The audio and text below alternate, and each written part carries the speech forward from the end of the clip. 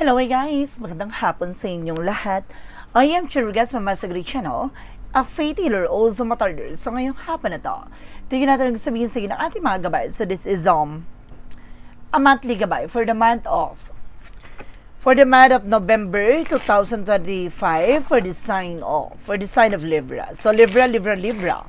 Welcome to my channel. Ano kayang messages, advices ng spirit guides ang ating masasaga for today's video? Kaya kayang energy o kaganapan sa buhay ng mga Libra signs ang ating mahagilap. So guys, this reading is a general reading lamang, hindi lahat makaka-resonate, kunin lamang po ang makaka-relate sa inyo, and comment down below kung kaninong energy ang ating nasaga. Because don't forget to like and subscribe my channel and hit notification bell for more videos update. Kasi maraming salamat po sa mga walang sawang pagsuporta sa aking channel, lalong-lalo na ang skip ng ads. So ipagpalain po kayo ng Diyos at may kapal-siksik nag-uumapo na biyayang manubalik sa inyo. So let's see guys, what is the messages advice sa'yo sa ngayong buwan ng November? So let's see and watch this. Ano kaya kaganapan sa buhay ng mga Libra signs ang ating mga gilap? Tutuklasin at bubulabugin natin yan. Let's see. And of course, this is something the higher fund. This is something a lesson learned. So there's an education. So ngayong buwan na to, parang kailangan pakakatandaan. Ano man yung bagay na pinagdaanan mo these past few months, maaaring itong buwan na to ay maaaring tanda, no, na kailangan mong matuto. No, kailangan mong pakakatandaan ano man yung bagay na pagkakamali na iyong nagawa sa nakaraang buwan. At the same time, there's something with the Three of Cups where celebration coming in. Some of you guys, no, may mga celebration na magaganap dito. No, there's something happiness parties, event kang dadaluhan. So, kailangan, kumbaga, enjoyin mo yung moment na yan. Kailangan mo lang matutunan maghigpit ng sinturon, hindi ubus biyaya. At the same time, there's something that's so pentacle with a balance. Ito yung sinasabi ko, na maging balanse ka sa lahat ng bagay na gagawin mo, even not sa pag-spend ng pera. So, pangalagaan mo at proteksyonan mo ano man yung bagay na iyong pinagpagura at pinaghirapan. At the same time, there's something the lovers connected with your love life. So, meron talagang sinasabi dito na may konektado about sa pag-ibig o relasyon. Ngayong buwan na to ay maaaring pinapakita na magkaroon ng disiplina at respeto na pagdating sa love life. Now, there's something guys with the Page of Cups na makinig ka sa intuition and gut feeling mo. So, pinapakita at binabahagi dito na makikinig ka sa nararamdaman mo. No, makikinig ka sa vibration and intuition mo dahil hindi ka ililigaw nito. At the same time, there's something the world represents something in trouble. So, magkakaroon ka talaga ng success, accomplishment. Now, there's something a victory is yours. Talaga may bagay na mapagtatagumpayan mo dito. And this is something the higher fund. Now, what is the higher fund? Represent what? So, this is something the 12 sword. There's something decision that you need to make. So, may mga decision dito na kailangan mo talagang pag-isipan. No? Kailangan mong matutunan at papahalagahan. No, diba? May aral dapat dito na kailangan bago ka magdesisyon, pag-iisipang mabuti para hindi ka magsisi, no? At the same time, para hindi maulit yung ganung sitwasyon, no? Para hindi mangyari ulit, no? This is something repeated cycle para hindi mangyari yon. And there's a Page of Wands by good news. May magandang balita, na may magandang impormasyon na hayahatid sa'yo. Some of you makakatanggap ka ng phone call, messages, an email, transactions, and of course, may related about sa maaring makatanggap ka ng invitasyon, no? Maaring invitasyon sa birthday, events, gathering. And there's a Four of Swords, no? Something in intuition, at makinig ka rin din sa sarili mo na kailangan mo ng pahinga, nag-overfatigue ka. Na maging balance ka sa sarili mo dito. And this is the Hermit card. The answer you need is here. So talagang binibigyan ng liwanag at kasagutan pagdating sa buhay, relasyon, konektado talaga. Ano man yung bagay na mangyayari sa ngayong buwan na to ay related about sa pag-ibig. At may mga bagay na liliwanag din. This is the Page of Cups, represent the Three of Wands. Waiting for us, waiting for a ship. Kung may mga hinihintay kayo, pay for documents, there's a possible na makuha nyo na. At may mga darating talagang opportunities pa. No? Some of you may travel talaga. And of course, there's something, the Seven of Pentacles with a harvest moment. Taani ka na. Ano man yung bagay na hinihintay mo, ano man yung bagay na pinagpagura, pinaghirapan mo, makakamtan mo na ito. No? At maaaring dumating na nga ano man yung matagal mo nang hinihintay na may related sa international. There's something that high fire because the Two of Swords represent guys with the Three of Swords. So something pain. So talagang merong bagay o disappointment o trauma na nangyari from the past na kailangan matutunan. No, ngayong November na to, kailangan pakakatandaan mo bago ka magdesisyon. No, yung parang may naging sugat at pilat na kailangan mong pakakaisipin at pakakatandaan na maging handa ka ngayong buwan na to. No, dahil kailangan matuto ka na sa nangyari sa yung mga disappointment, rejections, no? Ano man yung bagay na nagbigay ng sakit at bighati sa'yo, na nagbigay talaga ng parang trauma, ganon, at bagahe, kailangan mong pakakatandaan para hindi ka na ulit magkamali. There's a Three of Cups sa Page of Wands, so represent with the Knight of Swords. Some of you nagkakaroon ka ng anxiety, sleepless nights, worries, no? Kumbaga nagkakaroon ka ng kung anong negative thoughts, ano man yung bagay na tumatakbo sa isipan mo, kailangan mong pa rin kahit papano, no, na umalis, no, mag-vacations, pumunta na ibang lugar para ma-refresh ang utak mo, no, para restart siya, parang gano'n. Parang makawala ka sa lahat ng bagay na nagbibigay pabigat sa utak mo o sa isip mo. And this something, the Six of Pentacles, magtutuloy-tuloy na rin daw about sa finances for you. So magiging maganda na at magiging balance na kailangan mo lang tamang pahinga. Na kailangan mo lang ng pahinga dito. At the same time, there's a Five of Wands. So there's something competitors or complications. I see something karmic relationship. So maaaring kaugnay dito yung karmic relationship, or either there's something na maaaring nagbibigay ng komplikasyon sa inyong relasyon. So, some of you, baka madalas kang iniiwan, madalas ka nasasaktan, madalas ka nabibigo pagdating sa buhay pag-ibig. Itong buwan na to ay maaaring magbigay liwanag with a Hermit card. Na kung ano man yung bagay na nangyari, pagdating sa relasyon, nagkakagulo, nasisira, gumuguho, nagkakaroon ng problema pagdating sa relasyon, ay ngayong buwan na to ay maaaring lumiwanag at liliwanag na. Malalaman mo na ano ba talagang pinanggagalingan. There's something, the Wheel of Fortune with a turning back. So itong buwan na to ay maaaring umikot ng kapalaran at pumabor sa'yo. Ano man yung bagay na hinihintay nyo, ngayong buwan na to ay maaaring dumating na. No, ano man yung bagay na gusto nyo makakamtan yun, makinig kayo sa intuitions nyo, gut feeling nyo, na kailangan maging malakas sa pakiramdam nyo, being silent, no? Maging tahimik kayo sa lahat ng bagay na gagawin nyo. And of course, then something, a victory. Magtatagumpay kayo. Ano man yung bagay na hinihintay nyo, makakamtan nyo ito. Makukuha nyo siya. So, kailangan nyo lang hintayin yung tamang pagkakataon. And of course, let's see for the outcome. There's something, the Moon card. The Moon card represents something, revelations, or something, intuitions, or either may bagay na para nagsilbing bangungot, no, sa nakaraan mo. So, ibig sabihin, kailangan matutunan mo ano man yung bagay na nagbigay ng kamalian, pagkakamali, or kabiguan sa sitwasyon mo sa nakaraan.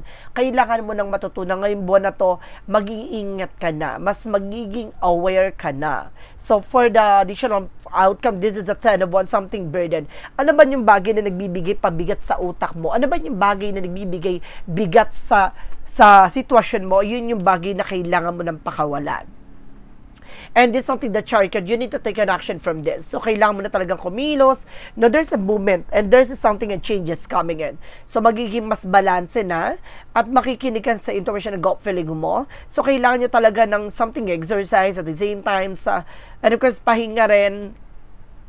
And of course, this is the King of Cups. Your person is very devoted. Meron ditong person na very devoted, supportive talaga. No? Na maaaring mahal na mahal ka ng person mo, mayroon lang talagang mga taong tutol. It's either toxic environment or toxic people or toxic families or toxic friends na maaaring sumisira ng inyong relasyon. At the same time, this is the Knight of Wands. The Knight of Wands, something perseverance. So, kailangan nyo magtiyaga. Na magpatuloy kayo sa inyong ginagawa. Na alisin nyo yung takot at pangamba nyo. Dapat alam nyo sa sarili nyo yung inyong purpose, no? Ang inyong bagay na gustong mangyari. Now, this is something you will of fortune, something na parang, ano man yung bagay na gagawin mo, there's something coming back. So, talagang ibabalik siya. So, that may pagtsatsaga, pagpupursige, pagpapatuloy sa iyong ginagawa. Dahil itong buwan na to ay maaaring magbigay liwanag at magbigay kasaganahan para sa iyo. At the same time, there's an Ace of Pentacles. Tulad ng sinasabi ko, this is something a big shot, a big money coming in, no? There's the word, something a success, a Seven of Pentacles with a harvest time, a Six of Wands, something a victory, and the Ace of Pentacles, this is something a big shot, a big break.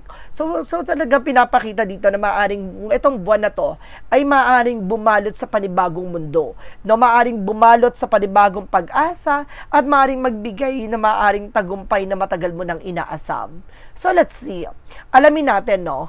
Alamin natin anong kaganapan sa buhay mo pagdating sa finances and career, love life at kalusugan. Let's watch this. So, ngayon tutumbukin na natin, no? Aalamin na natin mga kaganapan sa buhay mo pagdating sa finances and career, love life at kalusugan ng ating mahahagila. Shuffle lang ako ng Bear Light, guys, ha?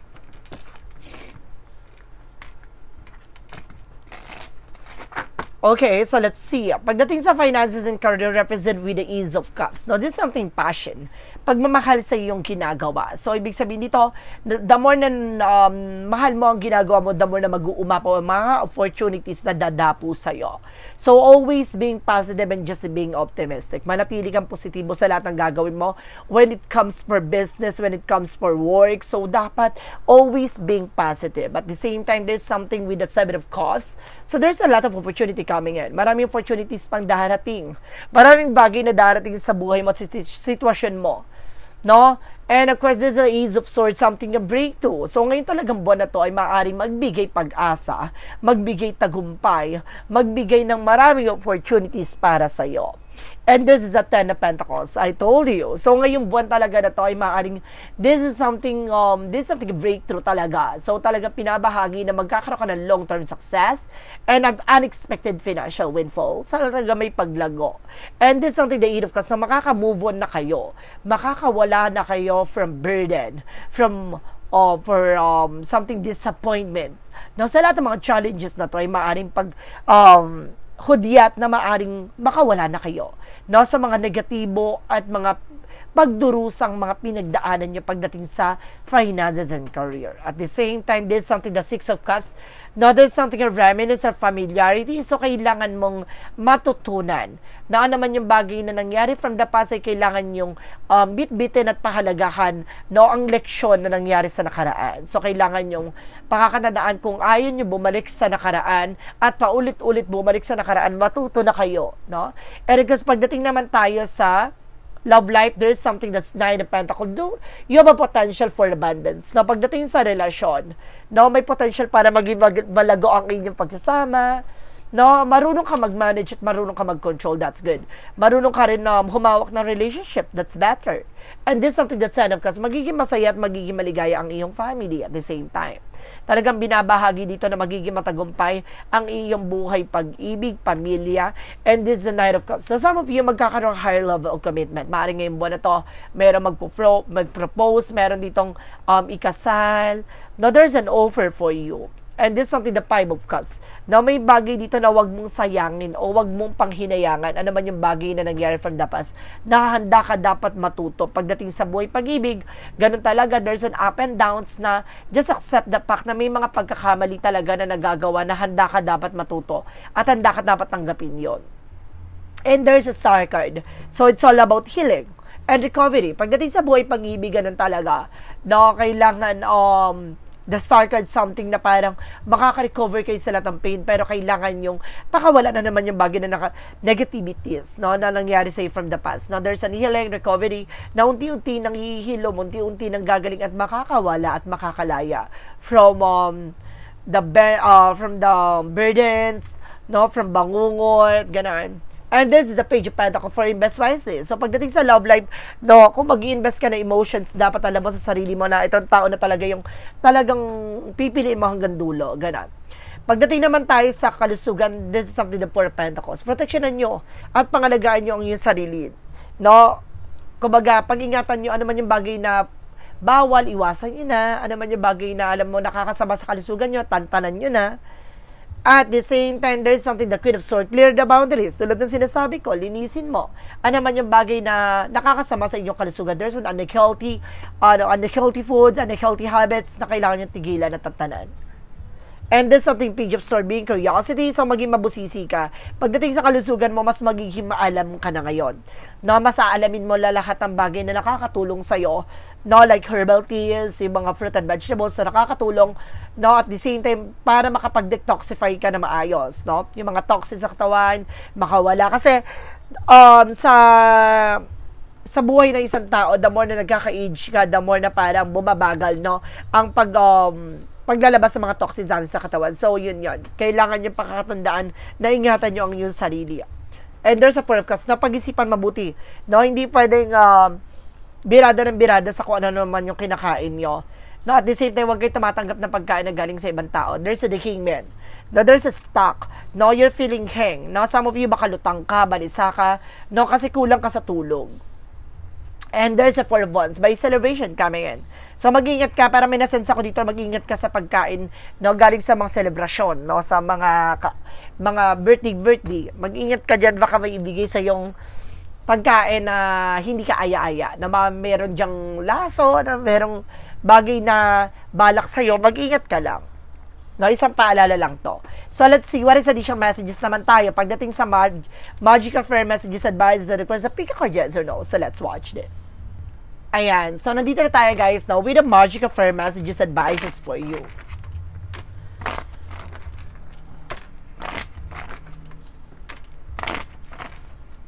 With the Magical Fair Messages.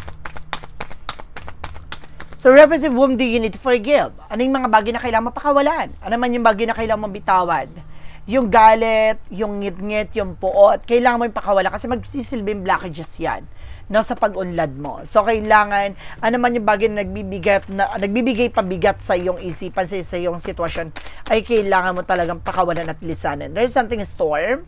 No, there's something unexpected, no, na maaring mayroong unos, pagsubok na talagang magbibigay ng paalala sa'yo na you need to pay attention sa lahat na nangyayari. Na unti-unti ka na nasisira nito, kailangan mo na makawala sa negatibong mundo. And there's something higher self. Now, there's a higher self na parang spiritual activation na parang pinapakita dito na maaring nalalaman mo na ang mga senyales, kahulugan na ibinibigay sa'yo ng iyong mga gabay. So, maaring may mga senyales ka nakakakita na angels number, angels synchronicities, symbols, na may mga pahiwatig ang ating mga gabay na ibinibigay sa'yo para kailangan mong makinig, no, at makakatandaan na naman yung bagay na dapat mong gawin. What is the synchronicities? Represent, guys, with the feet. Talagang sinusubukan ng yung pananampalataya at tiwala. No, meron talaga ditong spiritual alignment. No, talagang naka-line ka for this better situations na maaring gumanda talaga, no, ang iyong kalagayan sitwasyon na maaring ito yung hudyat na kailangan mong matuto sa lahat ng bagay na nangyari sa nakaraang buwan. So, this is something, the spring with the blossoming. So, ngayon, there's a winter, sorry. There's a winter season, something na parang unti-unti ng lalamig or parang magiging kaaya-aya ang iyong pakiramdam sa sitwasyon na to. Maaring itong panahon na to ay maaring magbigay kasagutan sa iyong katanungan. With the Romance Angels, with the Mystic Love Oracle deck. And there's a meaning for sign love. O talaga may senyales pagdating dito ay maaring binabahagi at pinapakita sa iyo konektado ang spiritual sa love life mo. And there's a gambling. No, there's a taking a chance. No, kung wala namang kumbaga gambling or sugal, no, na maaring naging problema sa inyong relasyon, baka ang gambling at taking a chance na parang kailangan nyo sumubok ulit at kailangan nyo ilaban ulit. There's a 9, no, nagre-represent to ng a lesson learned. So, kailangan mo matutunan at may mga bagay na kung ilalaban mo, dapat handa ka dapat dun sa nangyari, no, or maaring yung magiging consequences. As I told you, there's a karmic relationship. I told you, di ba sinabi ko kanina sa unang chapter, maaaring konektado to, no, with the karmic relationship. No, yung maraming pagsubok. No, kung some of you guys, no, kung nakakaranas kayo ng puno ng problema, no, tutol against all the odds, no, parang tutol lahat ng mga tao sa paligid mo. Maraming mga taong sumisira ng inyong relasyon. Pagdating sa finances, nagigipit, naiipit kayo sa situations, no, up and downs, no. Kumaga, may time na magiging maayos yung situations nyo, makaka-recover kayo, pero eventually biglang back to zero na naman, ganon. Kumaga, there's a connected with a karmic relationship. Pagsubok po yun, no, ng ating Panginoon sa'yo, sa inyong relasyon. Napatatatagin kayo dyan. This something, guys, with your home is protected by angels. Protektado naman daw ng ating mga gabay ang inyong tahanan. So, let's see. For a Jesus-loving quote said, nothing shall be impossible to you. Sabi ng ating Panginoon na si Jesus, no, sinasabi dito na pagdating sa iyo, walang imposible. So, may mga bagay dito na kaya mong gawin. No? And of course, according to your faith being to you. So talaga pinapakita dito na depende sa pananampalataya mo yung mga bagay na ipagkakalob sa'yo. Ganun yon. So ibig sabihin dito, malakas ang yung pananampalataya kaya sinusubok ka. No? Kaya ganyan ang nangyayari sa'yo kasi kung mag-aalam ng ating Panginoon yung bagay na ibibigay talaga sa'yo. No, there's something a mystery, a kingdom of God. So talagang pinapakita at binabahagi na may mystery sa likod nito. There's a love affair. Some of you meron talagang third party. So meron talagang pagsubok na maaaring related about sa spiritual, maaaring ginayuma yung person mo. No, or maaaring may paalala na ngayong buwan na to, mag-ingat kayo sa mga dinadalawan yung birthday, binyagan, no, maaaring idaan sa pagkain. So let's see what is an angel's number. Represent, guys, with the 24, good times. You are worthy of affection, leisure and pleasure. And of course, if you tell your family and friends how you feel, you find that you're on the same page and can work together effectively. Many people are rooting for you. If you spread love, it will find its way back to you multiplied. So, kung mahalin mo at pahalagahan mo ng mga bagay na nangyayari sa iyo at maging masaya ka sa lahat ng bagay na nangyayari sa paligid mo at sa buhay mo. Let's see what is the shadow work of Represent 1. From the shadow work of Represent 1, represent, guys, with avoidance, no? Confrontation. So, kailangan mong harapin. No, kailangan mong sakyan, wag mong, kumbaga, pasawalang bahala. Kailangan mong harapin at kailangan mong, kumbaga, subukan, no? Na malaman ano ba talaga yung pinanggagalingan nito. Kailangan mo sakyan at pakiramdaman kung ano ba yung magiging susi at solusyon nito. No, para magbago na ang sitwasyon mo. The more na tinatakasan mo kasi ang sitwasyon, hindi paulit-ulit yun. No, the more na takot ka sa sitwasyon na mangyari yon, takot ka na maganap yon, no, tinatakasan mo, darating yung araw na mangyayari pa rin yun. So, kailangan mong harapin yung takot na yon para hindi na siya maulit muli. There's a clarifying for a love situation. Diba? Kailangan maging palaban ka sa buhay mo. There is something, guys, with a missed chances. Don't have regret, cherish your moment together. So, wag ka nang magsisi, no? Or, wag ka nang magsisi, wag ka namang hinayang. No, wag ka namang hinayang namnamin mo. At, kumbaga, enjoy mo yung moment na to na magkasama kayo pagdating sa relasyon. Ganon. There's a clarifying for a life situation.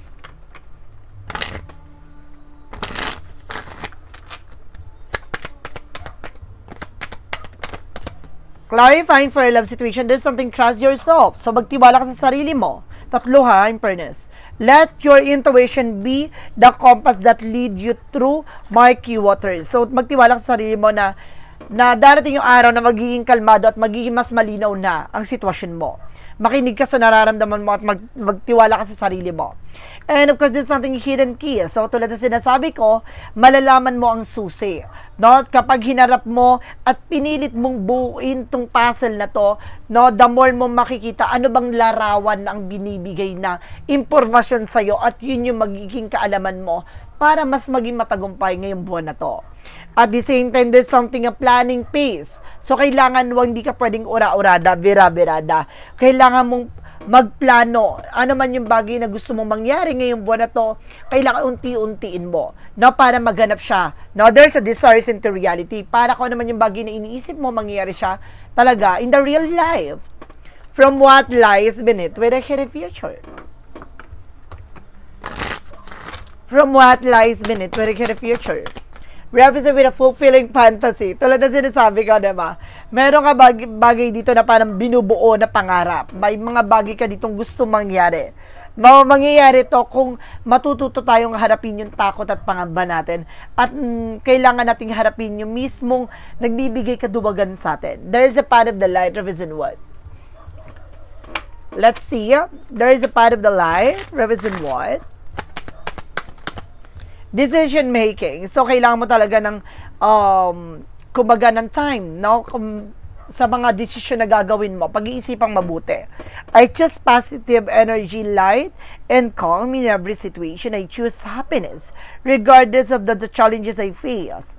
I release fear and trust in the divine, sharing my thoughts with God, knowing that I am guided to make the best choice for my life. So, talagang kailangan sa pagdidesisyon, pag-iisipang mabuti. Tulad na sinasabi ko kanina na hindi ka pwedeng ura-urada, bira-birada.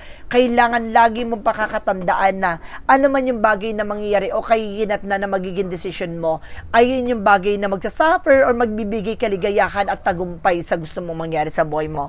And there's a confidence. No, isa pa sa magiging susi dito ay ang kumpiyansa mo at tiwala mo sa sarili mo na kakayanin mo. My trust in life is unwavering, guided by God and wisdom and love. My heart and choices are aligned with divine will. I remain faithful to my inner guidance, knowing that everything unfolds according to God's plans, and I am powered by a deep faith. So see, kumbaga alam mo na lahat ng bagay na to ay maaaring ayon sa kalooban ng Diyos at plano ng ating Panginoon na maranasan mo at pagdaanan to upang hubugin ka, no? Upang palakasin ka, hindi para saktan ka, para malaman mo ang pasikot-sikot sa lahat ng bagay na mangyayari sa buhay mo. Para darating man yung araw na uulitin yun sa'yo, handa ka na. No? Hindi ka natakot at hindi ka na nangangamba na kakayanin mo ba, na kaya mo ba. So matututo na tayong sakyan at matututo na tayong hawakan ng manobela na mismo magpapaikot sa sarili nating buhay. So let's see. What is the pick card, yes or no? So let's watch this. Alamin naman natin anong kaganapan sa buhay nyo, guys. Now, with the pick card, yes or no, magsisilbing kasagutan sa iyong katanungan. This is it. This is something a yes or no, pick a card. So guys, before anything else, kung bago ka sa channel ko, pick a card, yes or no, pwede ka magtanong. Isang tanong, isang sagot, no? Mag-iisip ka ng tanong, pipili ka na magiging sagot within 1, 2, or 3, no? Dahil ko sa, pipili ka na magiging sagot within 1, 2, or 3. At the same time, maraming salamat po sa mga nag-share ng aking videos, sa anumang uri ng social media platforms. Maraming salamat po. At maraming salamat po pala sa mga patuloy na pagsusuporta sa aking channel, at the same time sa mga bagong subscribers, sa mga dating subscriber and followers natin dyan. Please follow my FB page po, guys, no? Para updated kayo sa eksena natin at ganap natin sa buhay. So let's see, what is the pick up or yes or no? Alamin natin magiging sagot sa tanong mo. Let's start with number 1. Number 1, represent with a no. Now, there's a no, cannot break the ice, chilly reception blank. So, pinapakita dito na hindi pinahihintulutan na gawin mo itong bagay na to dahil itong bagay na to magbibigay ng hindi maganda o kaya-ayang pangyayari sa buhay mo. Kaya tintigilan mo, tantanan mo, no, wag mo nang pilitin.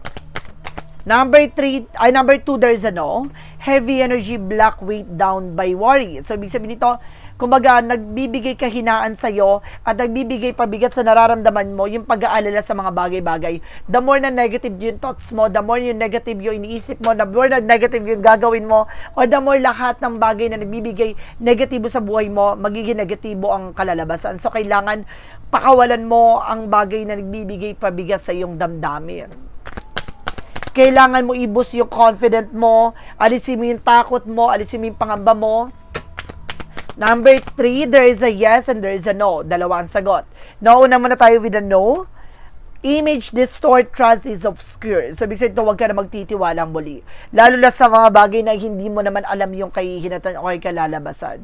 Na huwag ka na ulit magpapabudol. Ngayong buwan na to, madala ka na. Number 3, there's a yes. Sunny outlook, blossom often the divine inspiration. So, pinapakita dito na maaring sisibol ang panibagong pag-asa at maaring mamumukadkad na ang matagal mo nang inaasap at magiging mas mabango at magiging mas maganda pa sa inaakala mo ngayong buwan na to ang mangyayari at magaganap sa buhay mo. So guys, this is a monthly gabay for the month of November 2025 for the sign of Libra. So Libra, maraming salamat po for this wonderful reading. So once again, this reading is a general reading lamang, hindi lahat makaka-resonate. Kunin lamang po makaka-relate sa inyo and comment down below kung kaninong energy ang ating nasagap. Because don't forget to like and subscribe my channel and hit notification bell for more videos updates. Maraming salamat po guys sa mga walang sawang pagsuporta sa aking channel, lalo-lalo nang dirige skip ng ads away. Pagpalain po kayo ng Diyos at may kapal. Siksik-dig-dig umapaw na biyayang manang balik sa inyo at maraming salamat po and see you next video. Bye-bye and babush!